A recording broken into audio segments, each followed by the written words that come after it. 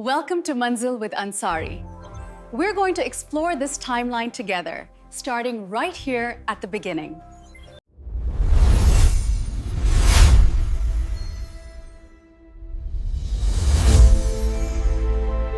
आज हम KVS PRT tier 2 के लिए तैयार की गई एक बेहतरीन मास्टर क्लास स्लाइड डेक का विश्लेषण कर रहे हैं। बिल्कुल। और इस स्लाइड डेक का जो मुख्य टॉपिक है वो है क्लास 3 योगा का चैप्टर 5 मतलब local and traditional games.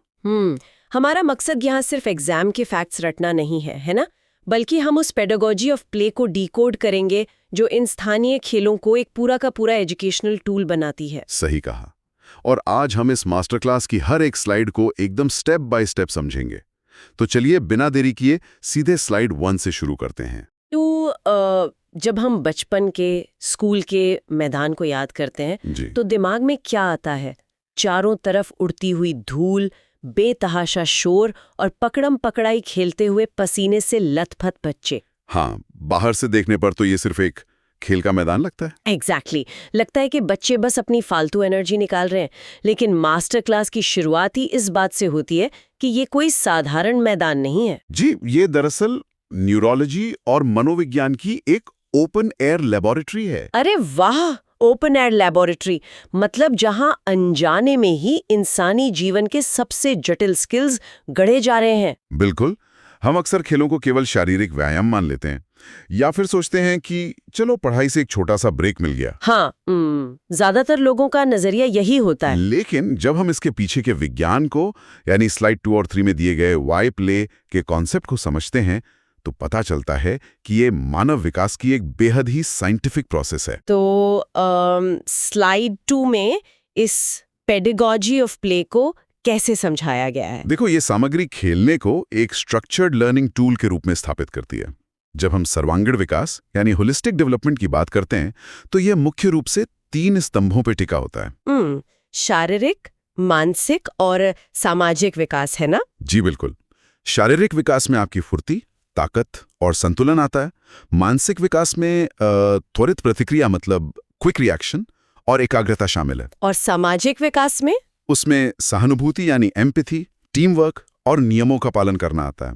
Pedagogy of play की सबसे बड़ी खासियत यही है कि यह इन तीनों स्तंभों को एक ही समय पर एक साथ ट्रिगर करता है। क्या बात है! अगर मैं इसे एक एनालॉजी से समझाऊं तो ये बिल्कुल किसी स्वादिष्ट खाने में छिपाई गई पौष्टिक सब्जियों की तरह है। अरे वाह, बहुत ही बढ़िया तुलना है ना?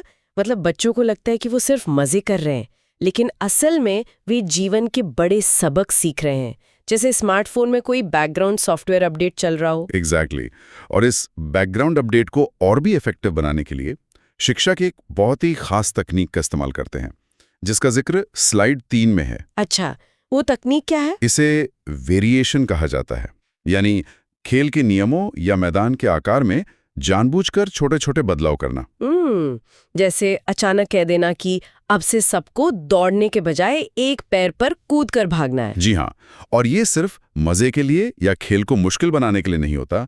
इसके पीछे का न्यूरोलॉजिकल उद्देश्य बच्चों को एडेप्टेबिलिटी यानी अनुकूलनशीलता सिखाना है।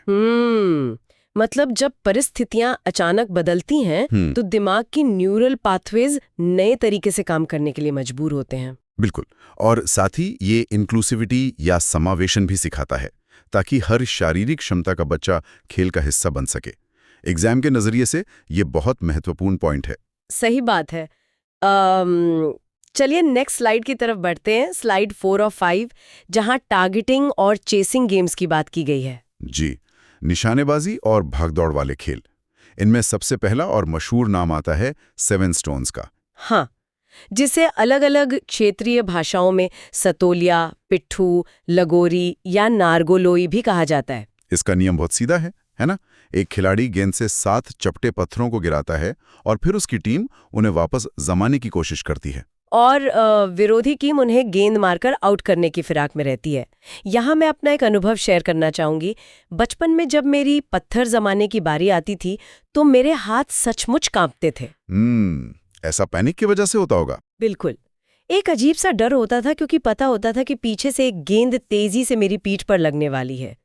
तो क्या इस खेल का असली उद्देश्य बच्चों को एक्सट्रीम स्ट्रेस में काम करना सिखाना है? आपने एकदम सही मैकेनिज्म को पकड़ा है। देखिए, जब आपके हाथ कांप रहे होते हैं तब आपका शरीर कॉर्टिसोल और एड्रेनालिन हार्मोन रिलीज कर रहा होता है। जो कि फाइट या फ्लाइट रिस्पॉन्स का हिस्सा है ना? एग्जैक्टली। एक तरफ आपको पत्थरों को जमाने के लिए उंगलियों के बेहतरीन संतुलन और गहरे स्टैटिक फोकस की जरूरत है, मतलब आपको फाइन मोटर स्किल्स का इस्तेमाल करना है। हाँ, और ठीक उसी समय दिमाग को गेंद से बचने के लिए भी तैयार रहना है। जी, आपको डायनामिक मूवमेंट के लिए अलर्ट रहना है। भारी मानसिक तनाव और शारीरिक खतरे के बीच अपने हाथों को स्थिर रखना, ये एकाग्रता और फुर्ती का एकदम चरम स्तर है। वाह, ये तो मतलब मल्टीटास्किंग की मिलिट्री ग्रेड ट्रेनिंग हो गई। इसी तरह एक और खेल का जिक्र है स्लाइड में, गद्दा मार या डॉज बॉल। हाँ, गद्दा मार, इसमें एक बहुत ही दिलचस्प नियम है। अगर आप मुलायम गेंद से शरीर के निचले हिस्से यानी कमर से नीचे निशाना लगाते हैं तो आपको 5 एक्स्ट्रा पॉइंट्स मिलते हैं। इसके पीछे क्या विज्ञान है? इसके पीछे एक सीधा सा फिजियोलॉजिकल कारण है। जब कमर से नीचे निशाना लगाने का नियम होता है तो हमलावर को अपने विजुअल फील्ड को सिकोड़ना पड़ता है। अच्छा, जिससे उसकी सटीकता यानी एक्यूरेसी बढ़ती है। बिल्कुल। और दूसरी तरफ जो बच्चा गेंद से बच रहा है उसे अपनी आंखों के स्तर से नीचे आने वाले खतरे को भांपना होता है। बचने के लिए उसे शरीर के निचले हिस्से की फास्ट ट्विच मसल्स का इस्तेमाल करना पड़ता है। अरे वाह, मतलब ये आत्मरक्षा या सेल्फ डिफेंस के रिफ्लेक्स एक्शन को कई गुना तेज कर देता है। जी हाँ। अब अगर हम टैग गेम्स यानी पकड़ने वाले खेलों की बात करें तो पकड़म पकड़ाई तो सबने खेला है, लेकिन एक खेल है चेन, जिसे सांकली भी कहते हैं। हाँ, सांकली। जब डैन किसी को पकड़ लेता है तो वो हाथ पकड़कर एक चेन बना लेते हैं और फिर मिलकर बाकी लोगों का पीछा करते हैं। आपको पता है, ये सांकली एकता, समन्वय और ताकत का एक जीता जागता उदाहरण है। मुझे तो लगता है ये सिर्फ भागने का नहीं बल्कि फिजिक्स का भी खेल है। आपने बिल्कुल सही समझा। जब ये मानव श्रृंखला लंबी होती है तो दौड़ते समय इसमें एक सेंट्रीफ्यूगल फोर्स पैदा होता है। किनारों पर मौजूद बच्चों को सबसे ज्यादा झटके लगते हैं। तो अगर कोई एक बच्चा अपनी गति को दूसरे के साथ सिंक नहीं करेगा तो पूरी चेन टूट जाएगी। एग्जैक्टली। यहाँ बच्चे बिना कुछ बोले सिर्फ हाथों के दबाव और खिंचाव से एक दूसरे से कम्युनिकेट करते हैं। वे सीखते हैं कि टीम की ताकत उसकी सबसे कमजोर कड़ी पर निर्भर करती है। बिना शब्दों के संवाद, ये बहुत ही गहरी बात है। इसी संदर्भ में एक बंगाली खेल का उदाहरण बहुत दिलचस्प लगा मुझे, कुमीर डेंगा। हाँ, कुमीर डेंगा। कुमीर यानी मगरमच्छ और डेंगा का मतलब है सूखा किनारा। इसमें एक बच्चा मगरमच्छ बनता है जो पानी यानी मैदान के निचले हिस्से में रहता है और बाकी बच्चे जमीन पर यानी ऊंची जगह पर रहते हैं। इस खेल में जो सबसे बड़ा कौशल विकसित होता है वो है डायनामिक और स्टैटिक बैलेंस के बीच का तालमेल। इसे थोड़ा और स्पष्ट करेंगे, ये बैलेंस शरीर के अंदर काम कैसे करता है? देखिए, हमारे कान के अंदर एक हिस्सा होता है जिसे वेस्टिबुलर सिस्टम कहते हैं। ये सिस्टम हमारे शरीर का संतुलन बनाए रखता है। तो जब बच्चा जमीन पर खड़ा होता है और मगरमच्छ उसे नीचे से उकसा रहा होता है तो गुरुत्वाकर्षण के खिलाफ खुद को स्थिर रखना स्टैटिक बैलेंस है। लेकिन फिर वो अचानक छलांग लगाता है, हवा में होता है और दूसरी जमीन पर उतरता है। अच्छा, इस दौरान उसका नर्वस सिस्टम काम कर रहा होता है। जी, इस दौरान उसका वेस्टिबुलर सिस्टम और मांसपेशियां 1 मिलीसेकंड में खुद को रिकैलिब्रेट करती हैं।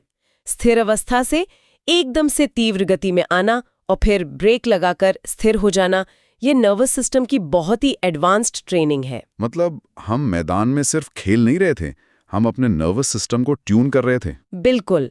अब तक तो हमने भागदौड़ वाले खेलों पर बात की, लेकिन अब स्लाइड 6 to 9 की तरफ चलते हैं, जहां ऐसे खेलों की बात है जो शारीरिक शक्ति से ज्यादा हमारी इंद्रियों यानी सेंसरी स्किल्स पर काम करते हैं। हाँ, सेंसरी गेम्स। जैसे कि आंख मिचौली। वही ना, आंखों पर पट्टी बांधकर दूसरों को पकड़ना। बचपन में ये सिर्फ छुपने का खेल लगता था, लेकिन अगर हम इसे न्यूरोप्लास्टिसिटी के नजरिए से देखें तो ये खेल कमाल का है। दृष्टि हमारी सबसे प्रमुख इंद्रिय है। जब हम दृष्टि को हटा देते हैं तो दिमाग में एक खालीपन आता है। तो दिमाग उस कमी को कैसे पूरा करता है? मस्तिष्क तुरंत सुनने की क्षमता और त्वचा की संवेदनशीलता को बढ़ा देता है। सच में, अचानक आपको कदमों की आहट, सांसों की आवाज या कपड़ों की सरसराहट बहुत साफ सुनाई देने लगती है। सही कहा। और इसी से पूर्वानुमान यानी एंटीसिपेशन का गुण पैदा होता है। बच्चा केवल आवाजों के आधार पर दिमाग में एक 3D मैप बनाता है कि दूसरा व्यक्ति कितनी दूर है। बहुत ही साइंटिफिक है ये तो। इसी सेंसरी कैटेगरी में स्लाइड में एक खेल है गुलाब तोगोर। जी, गुलाब तोगोर। गुलाब यानी गुलाब और तोगोर यानी सफेद फूल। इसमें बच्चों को फलों और सब्जियों के गुप्त नाम दिए जाते हैं और जिसकी आंखों पर पट्टी होती है उसे पहचानना होता है कि उसे किसने छुआ। बिल्कुल। ये याददाश्त के लिए तो ठीक है कि आपको गुप्त नाम याद रखने हैं, लेकिन स्लाइड कहती है कि इससे सहानुभूति यानी एम्पैथी विकसित होती है। ये कैसे संभव है? एक फल का नाम गैस करने से सहानुभूति कैसे आ सकती है? ये एक बहुत ही विचारणीय प्रश्न है। देखिए, जब किसी बच्चे की आंखों पर पट्टी बंधी होती है तो वो एक तरह से वल्नरेबल स्थिति में होता है। मतलब वो दुनिया को वैसे अनुभव कर रहा होता है जैसे कोई दृष्टिबाधित व्यक्ति करता है। एग्जैक्टली। जब उसे सिर्फ एक स्पर्श से अपने दोस्त को पहचानना होता है तो वो उस स्पर्श की कोमलता, उसके हाव भाव के प्रति बेहद संवेदनशील हो जाता है। अच्छा, दूसरे पर निर्भर होने का ये जो एहसास है, जी, यही वो बीज है जिससे सहानुभूति पैदा होती है। हम दूसरों का दर्द तब तक नहीं समझ सकते जब तक हम खुद उस अंधेरे का अनुभव न करें। बाप रे, ये व्याख्या तो रोंगटे खड़े कर देने वाली है वाकई। चलिए अब शारीरिक संतुलन और ताकत वाले स्लाइड पर आते हैं। हॉपस्कॉच यानी स्टापो या गुट्टी। हाँ, जिसमें एक पैर पर डब्बों में कूदना होता है, या फिर कॉक फाइटिंग जिसे लंगड़ी भी कहते हैं। जहां एक पैर पर खड़े होकर दूसरे को धकेलना होता है। ये खेल सीधे तौर पर पैरों की ताकत और कोर स्ट्रेंथ से जुड़े हैं। बिल्कुल जुड़े हैं। लेकिन यहाँ मुझे एक खेल पर थोड़ा शक है। स्पून रेस, मुंह में चम्मच और उस पर नींबू रखकर दौड़ना। मुझे हमेशा लगता था कि ये सिर्फ स्कूल स्पोर्ट्स डे पर भीड़ को हंसाने के लिए होता है, ताकि नींबू गिले और सब मजे लें, है ना? हाँ, तो क्या सच में इसका कोई गहरा शारीरिक विज्ञान है? ये देखने में जितना हास्यास्पद लगता है, इसका बायोमैकेनिक्स उतना ही जटिल है। जरा सोचिए, जब आप मुंह में चम्मच दबाते हैं और उस पर एक नींबू रखते हैं तो शरीर में क्या होता है? मुझे लगता है कि हम बहुत धीमे चलते हैं और सांस रोक लेते हैं। सांस रोकने से ज्यादा यहाँ खेल आपकी सर्वाइकल स्पाइन यानी गर्दन की हड्डियों और मांसपेशियों का है। अच्छा, वो कैसे?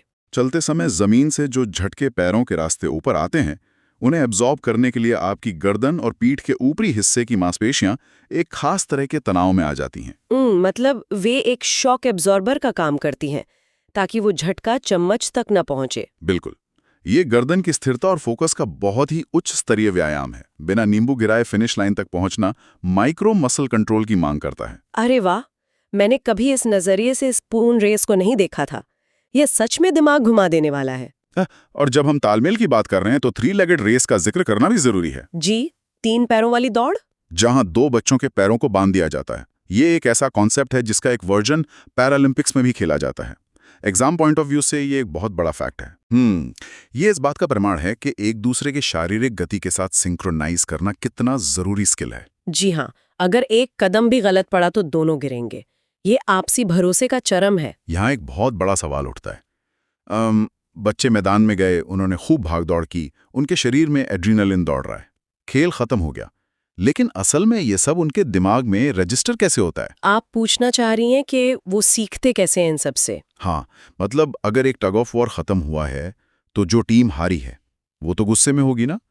वो ये सब जीवन कौशल कैसे सीखेगी? और यहीं पर स्लाइड 12 से 15 में एक शिक्षक का सबसे बड़ा हथियार सामने आता है, जिसे हम सर्कल टाइम कहते हैं। Circle time? जी, मैदान का खेल केवल आधा काम करता है। बाकी का आधा काम खेल के बाद होने वाली इस चर्चा यानी सर्कल टाइम में होता है। लेकिन रुकिए, जब बच्चे इतने हाई एनर्जी और शायद थोड़े आक्रामक स्टेट में हो तो कोई शिक्षक उस अराजकता को कैसे संभालता है? उन्हें चुपचाप एक घेरे में कैसे बिठाता है? यही तो न्यूरोलॉजी का खेल है। इसे डाउन रेगुलेशन कहते हैं। Down regulation? ये क्या होता है? जब बच्चे खेल रहे होते हैं तो उनका नर्वस सिस्टम सिंपैथेटिक स्टेट यानी हाई अलर्ट में होता है। घेरे में बैठना, गहरी सांस लेना और बात करना उनके शरीर को पैरासिम्पैथेटिक स्टेट यानी शांत अवस्था में लाता है। और इसी सर्कल टाइम में शिक्षक रिफ्लेक्टिव लर्निंग करवाते हैं। मतलब वे बच्चों को उनके ही अनुभवों पर सोचने के लिए मजबूर करते हैं। सटीक बात है। यहाँ शिक्षक 4 मुख्य पहलुओं पर बात करते हैं। पहला है सुरक्षा, हम अगले खेल में चोट से कैसे बच सकते हैं। और दूसरा है समावेशन, जिन बच्चों की लंबाई कम थी हम उन्हें कूदने वाले खेल में कैसे शामिल कर सकते हैं। तीसरा है इमोशनल आईक्यू, जैसे आंख में चौली के बाद शिक्षक पूछेंगे कि जब तुम्हें कुछ दिखाई नहीं दे रहा था तो तुम्हें कैसा महसूस हुआ। बिल्कुल। ये बच्चों को अपनी असुरक्षा को शब्दों में ढालना सिखाता है। ये तो सीधे सीधे बच्चों को थेरेपी देने जैसा हो गया। हाँ, और चौथा बिंदु है निष्पक्षता यानी फेयरनेस। जैसे एक खेल है, हम फूलों की सड़क पर चलते हैं जहां विरोधी टीम को अपनी तरफ खींचना होता है। तो इसमें शिक्षक क्या पूछते हैं? शिक्षक पूछते हैं, क्या जीतने के लिए सबसे कमजोर खिलाड़ी को चुनना नैतिक रूप से सही है? ये सवाल बच्चों के मॉरल कंपास को आकार देते हैं। और यहीं पर एक स्वर्णिम शैक्षणिक नियम भी लागू होता है ना, क्रॉस करिकुलर लर्निंग। जी बिल्कुल, खेल मैदान में शुरू होता है और पर्यावरण अध्ययन यानी ईवीएस की क्लास में खत्म होता है। जैसे गोलाब टैगोर में बच्चों ने सब्जियों के नाम गैस किए, तो सर्कल टाइम में शिक्षक उन्हीं सब्जियों के पोषण पर चर्चा शुरू कर देते हैं। खेल खेल में विज्ञान। एग्जैक्टली। और यही कारण है कि प्रतियोगी परीक्षाओं में इस विषय से इतने सवाल आते हैं, क्योंकि ये एक शिक्षक की रचनात्मकता की परीक्षा है। और परीक्षा की बात आई है तो इस मास्टर क्लास में इन क्षेत्रीय खेलों को याद रखने के लिए कुछ निमोनिक ट्रिक्स भी दिए गए हैं। जी हाँ, ट्रिक्स बहुत जरूरी हैं। अक्सर लोग सिर्फ रटते हैं, लेकिन अगर हम इसके पीछे का एसोसिएशन समझ लें तो दिमाग इसे कभी नहीं भूलता। बिल्कुल, इन ट्रिक्स का उद्देश्य परीक्षा के तनाव में दिमाग को एक शॉर्टकट की देना है। जैसे पहली ट्रिक है केडी। हाँ, के से कुमीर यानी मगरमच्छ और डी से डेंगा यानी सूखी जमीन। तो अगर परीक्षा में डायनामिक बैलेंस का बंगाली खेल पूछा जाए तो दिमाग तुरंत केडी क्रोकोडाइल पर क्लिक करेगा। सही कहा। और दूसरी ट्रिक है एएम, ए से आंख और एम से मिचोली, ब्लाइंड फोल्ड गेम के लिए। और तीसरी ट्रिक जो मुझे सबसे ज्यादा पसंद आई, SPLN यानी 7 पीपल लव नेचर। जी, ये 7 स्टोन्स के 4 अलग-अलग राज्यों में बोले जाने वाले नामों को याद रखने का बेहतरीन तरीका है। एस से सतोलिया, पी से पिट्ठू, एल से लगोरी और एन से नारगोलई। इसके अलावा in and out jumping game की भी क्षेत्रीय नाम बहुत पूछे जाते हैं एग्जाम में, जैसे महाराष्ट्र की तरफ तलियात मलियात और कुल्लम कारा। जी, कुल्लम मतलब तालाब और कारा मतलब किनारा। एक और है धूप छांव, जिसे अंधियारी अंजोरी भी कहते हैं। अगर हम इन सभी पॉइंट्स को एक साथ जोड़कर देखें तो आज हमने इस टॉपिक में क्या-क्या सीखा, एक बार क्विकली रिवाइज कर लेते हैं। जरूर। हमने देखा कि पारंपरिक खेल समाज की सबसे बेहतरीन और बिना खर्च वाली प्रयोगशालाएं हैं। यहाँ बच्चे वेस्टिबुलर सिस्टम से लेकर न्यूरोप्लास्टिसिटी तक को ट्यून करते हैं। और एम्पैथी सीखते हैं। जी, और सबसे जरूरी बात, सर्कल टाइम वो गोंद है जो इन बिखरे हुए अनुभवों को एक ठोस चरित्र में बदल देता है। बिना रिफ्लेक्शन के खेल सिर्फ एक एक्टिविटी है, लेकिन रिफ्लेक्शन के साथ ये एक संपूर्ण शिक्षा है। ये एक बहुत ही सशक्त निष्कर्ष है। आज के इस पूरे विश्लेषण ने सच में सोचने का नजरिया बदल दिया है। लेकिन जाते जाते एक सवाल है जो मेरे मन में लगातार गूंज रहा है। वो क्या? आज हमने देखा कि पिट्ठू में कैसे स्ट्रेस मैनेजमेंट सीखा जाता है, कुमीर डेंगा में कैसे वेस्टिबुलर सिस्टम ट्यून होता है, लेकिन आज के दौर में जब बच्चे अपना ज्यादातर समय कांच की स्क्रीन्स पर उंगलियां रगड़ने में और अकेले कमरों में बैठकर वर्चुअल दुनिया में वीडियो गेम्स खेलने में बिता रहे हैं। हाँ, ये एक बहुत बड़ी चिंता का विषय है। सोच के देखिए, क्या किसी भी डिजिटल गेम का कोई भी हाईटेक लेवल मैदान की उस धूल में मिलने वाली एडेप्टेबिलिटी की बराबरी कर सकता है? जब गेम स्क्रीन पर हारते हैं तो सिर्फ रीस्टार्ट बटन दबाना होता है। सही बात है। लेकिन जब मैदान में हारते हैं तो सर्कल टाइम में अपने दोस्तों की आंखों में देखकर अपनी निराशा का सामना करना पड़ता है। क्या हम तकनीक की इस अंधी दौड़ में अनजाने में ही उस पेडागोजी ऑफ प्ले से दूर हो रहे हैं जो हमें मूल रूप से इंसान बनाती है? जी, सोचने वाली बात है सच में। ये एक ऐसा सवाल है जिस पर हम सबको गंभीरता से सोचना चाहिए। इसी विचार के साथ हम आज के इस डिटेल्ड डिस्कशन को यहीं विराम देते हैं। सीखते रहिए और हो सके तो कभी समय निकालकर मैदान की उस धूल को दोबारा महसूस जरूर कीजिए। अगर आज की क्लास हेल्पफुल लगी हो तो वीडियो को लाइक जरूर करें और चैनल को सब्सक्राइब करना बिल्कुल ना भूलें। मिलते हैं नेक्स्ट क्लास में।